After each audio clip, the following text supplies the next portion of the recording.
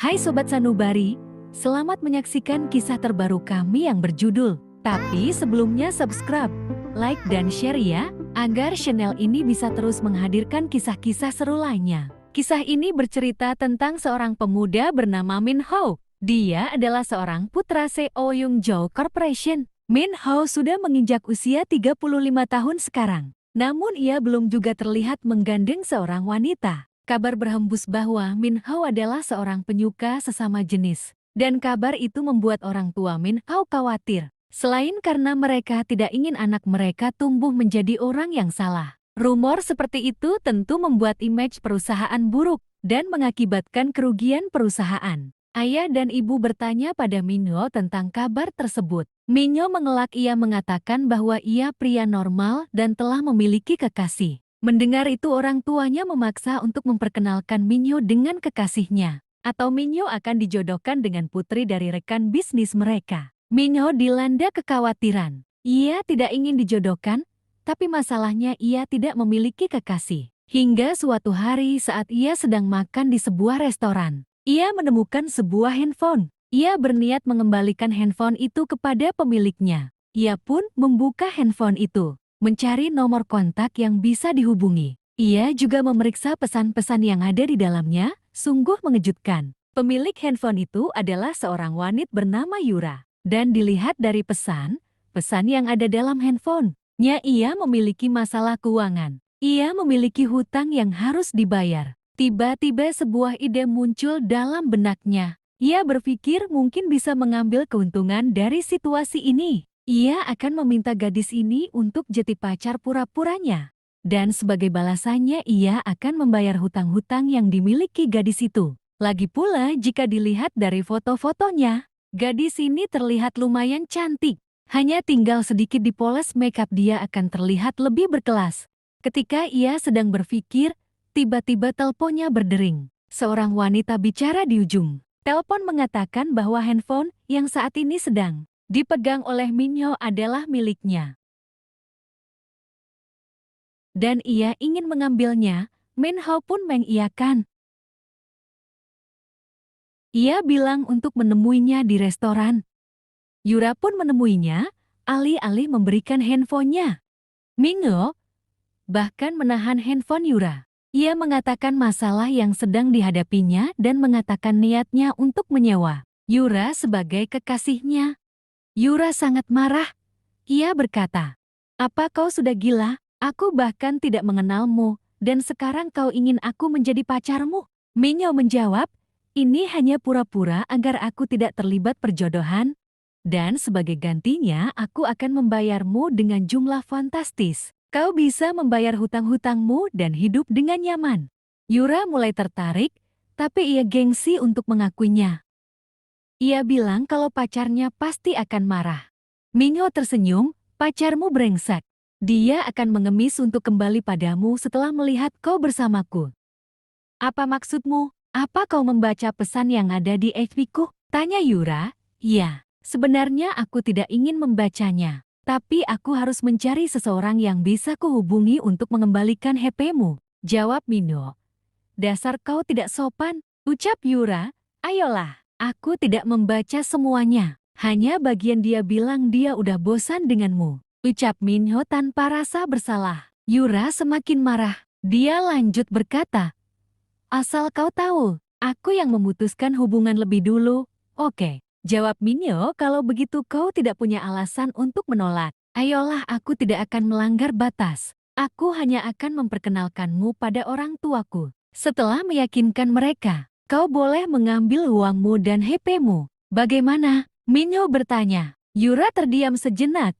Ia berpikir, mungkin ini kesempatan agar dia dapat membayar hutang. Hutang yang selama ini melilitnya. Lagi pula pria ini kelihatan tidak berbahaya. Ia kelihatan seperti orang kaya sungguhan. Ia pun menyetujui permintaan Min Ho. Besok mereka berjanji untuk bertemu lagi di pesta makan malam bersama orang tua Min Ho. Hari yang dijanjikan pun tiba. Yura tampil sangat cantik dengan mengenakan gaun berwarna biru. Min Ho hampir-hampir tidak mengenalnya. Min Ho pun memperkenalkan Yura kepada orang tuanya. Orang tua Min Ho memuji kecantikan Yura. Mereka tidak menyangka Minho ternyata memiliki kekasih yang sangat cantik. Mereka pun makan malam bersama. Sepanjang makan malam mereka terlibat perbincangan hangat. Yura memainkan perannya dengan baik.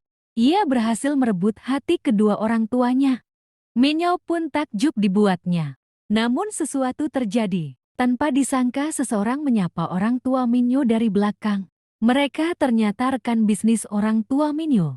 Dan yang membuat Yura terkaget, orang itu datang dengan seseorang yang tidak asing. Dia Lee, mantan kekasih Yura.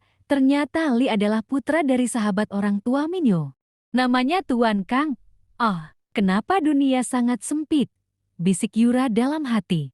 Sementara itu Minho hanya tersenyum. Benar apa yang dia bilang kemarin.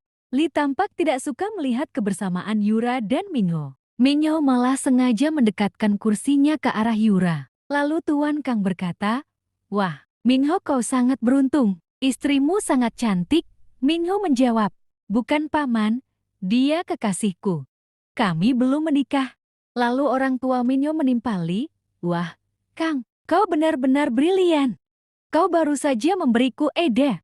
Memang mereka sangat cocok. Sepertinya kita harus segera melangsungkan pernikahan. Aku tidak ingin kehilangan kesempatan untuk memiliki menantu secantik ini," ucap Ibu Minho. Yura yang sedang minum seketika tersedak. Karena kaget mendengar ucapan Ibu Minho. Sama halnya dengan Yura, Minho juga terkejut. Dia lantas bilang pada ibunya bahwa mereka butuh waktu untuk saling mengenal. Namun Ibu Minho menyangkal. Ia bilang, "Justru aku khawatir jika Yura terlalu mengenalmu. Justru Yura akan meninggalkanmu. Kau kan menyebalkan, sama seperti ayahmu. Sebab itu kau sebaiknya menikah sebelum Yura berubah pikiran." Yura menatap Minho. "Bukan begini seharusnya Minho," ucap Yura dalam hati. Minho menarik nafas. Ia kebingungan. Minho membujuk Yura untuk melangsungkan pernikahan kontrak dengannya dalam waktu 6 bulan. Ia berjanji tidak akan menuntut hak sebagai suami. Mereka hanya akan berpura-pura menikah dan menjadi suami istri. Padahal sesungguhnya di dalam mereka tidak ada hubungan apa-apa. Yura juga sebenarnya mengambil keuntungan dari pernikah pura-pura ini. Selain mendapatkan banyak uang, dia juga berhasil membuat Lee cemburu. Pernikahan pun digelar. Yura dan Minho resmi menjadi suami istri. Mereka tinggal satu atap sekarang. Pagi-pagi buta Minho memakai handuk keluar kamar. Hal ini membuat Yura kaget. Dia tidak terbiasa melihat pria dengan pakaian minim seperti itu. "Minho, pakai bajumu. Apa kau tidak malu? Kau berjalan-jalan di rumah dengan memakai handuk," ucap Yura. Minho tersenyum. Dia lupa bahwa di dalam rumah sekarang ada seorang wanita. "Tapi kau istriku, jadi kau harus mulai terbiasa melihatku seperti ini," ucap Minho menggoda Yura. "Diam, aku bukan istrimu aslimu. Kau ingat, aku berharap 6 bulan akan berlalu cepat," ucap Yura sambil berjalan ke arah pintu. Ia mendengar ada suara mengetuk pintu dari luar. Ternyata keluarganya datang. Oh tidak, keadaan pasti akan kacau, bisik Yura dalam hati. Orang tua Yura dan bibinya duduk di ruang tamu. Minho datang dengan rambut basah, menyajikan minuman. Mereka pun menggoda Yura. "Hai Yura, suamimu ganteng sekali. Dan lihat rambutnya, wah, rambutnya basah," ucap bibi Yura menggoda. Yura tersipu malu. Keluarga Yura hanya singgah sebentar, mereka pun meninggalkan rumah Minho dan Yura. Hari demi hari berlalu, Yura dan Minho banyak menghabiskan waktu bersama. Mereka makan malam, menonton, dan memasak bersama. Yura merasa mulai cocok dengan Minho. Begitu pula dengan Minho. Mereka mulai merasa saling cocok satu sama lain. Hingga suatu hari orang tua Minho datang ke rumah Minho. Mereka bertanya kebenaran kabar tentang hubungan Minho dan Yura. Hanyalah pernikahan kontrak. Entah dari mana orang tua Minho mendapatkan kabar tersebut. Namun Minho curiga orang tuanya mendapat kabar itu dari Lee. Karena Lee tahu, Yura baru saja putus dengannya. Dan tidak mungkin memiliki hubungan dengan Minho secepat itu. Minho menjawab, "Ya ibu, awalnya kami memang tidak saling mencintai.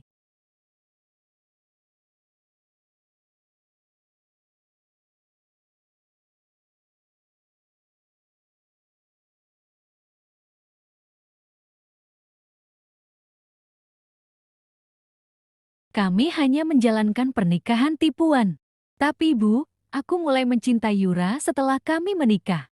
Aku merasakan kehadiran Yura melengkapi hidupku. Mendengar itu Yura tersentuh. Ia tidak menyangka ternyata Minyo menarik hati padanya. Padahal selama ini dia bertingkah menyebalkan. Lalu bagaimana denganmu Yura? Tanya Ibu Minyo. Aku minta maaf Bu. Aku tidak bermaksud untuk menipu Ibu. Aku hanya tidak ingin mengecewakan Obu dan Ayah. Aku melakukan ini semua demi Wuang. Awalnya, namun semakin hari aku semakin menyadari aku juga mencintai Minho.